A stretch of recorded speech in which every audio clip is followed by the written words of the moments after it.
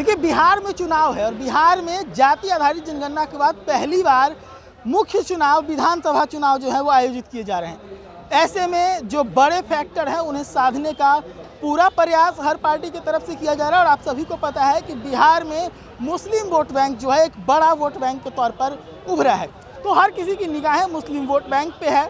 मैं आपको पीछे की कुछ चीज़ें याद दिलाना चाहूँगा कि पहले जो बिहार के मुसलमान थे वो कांग्रेस के वोटर माने जाते थे, फिर धीरे धीरे वो शिफ्ट होने लगे लालू प्रसाद यादव की तरफ, फिर लालू के कोर वोटर बने। उसके बाद फिर नीतीश कुमार जब सत्ता में आए तो नीतीश कुमार कई ऐसे कदम उठाए मुसलमानों के पक्ष में, जिससे बहुत सारी संख्या में मुसलमान जो है वो नीतीश कुमार के पक्ष में भी गए।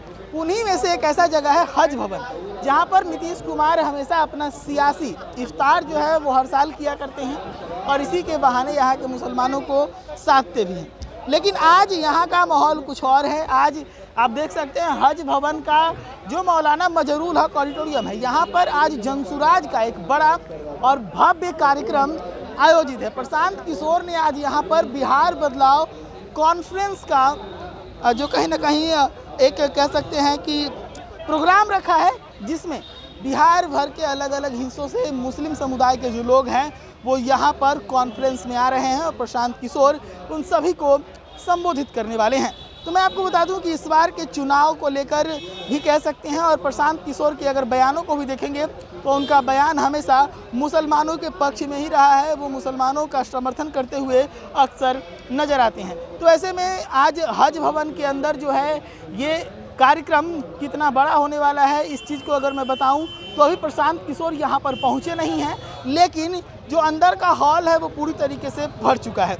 अंदर का हॉल पूरी तरीके से भर चुका है और इसके साथ ही यहाँ पर जो लोग हैं वो अभी आते ही जा रहे हैं, यानी कि आने का सिलसिला जो है वो लगातार जारी है। तो अब देखने वाली बात होगी कि इस बार जब बिहार में विधानसभा के चुनाव होंगे तो क्या मुस्लिम वोट बैंक जो कभी कांग्रेस के साथ हुआ करता था, राजद में शिफ्ट हुआ, क्या इस बार नीतीश कुमार के बाद अब जनसुराज की तरफ आने वाली है? क्योंकि नीतीश कुमार से मुसलमानों की नाराज़गी की खबरें भी पिछले तारों के दरमियान आप सुन सकते थे कि मुसलमान के कई संगठनों के द्वारा जो है उनका बाइकआउट करने का भी बात कहा गया था।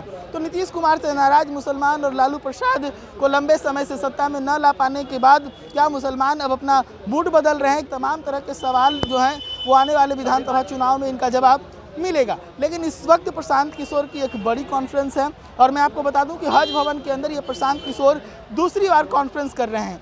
और हज भवन इतना इम्पोर्टेंट इसलिए हो जाता है कि अगर देखा जाए तो धार्मिक तौर पर मुसलमानों की बिहार के अंदर कह सकते हैं कि अगर संगठनात्मक कोई राजधानी अगर किसी को कहा जाए तो हज भवन को मान सकते हैं, क्योंकि यहाँ से निकला हुआ संदेश जो है वो पूरे बिहार भर के मुसलमान मानते हैं। तो ऐसे में प्रशांत किशोर यहाँ से अपने कार्यक्रम को संबोधित करते हुए ये संदेश देने का प्रयास जरूर करेंगे कि प्रशांत किशोर मुसलमानों के साथ हैं, लेकिन यहाँ पर जो लोग हैं उनसे बातचीत करने का प्रयास होगा और जानने का प्रयास होगा क्या मुसलमान प्रशांत किशोर के साथ जा रहे हैं। और भी अपडेट्स देंगे, देखते रहिए सच टॉक्स। धन्यवाद।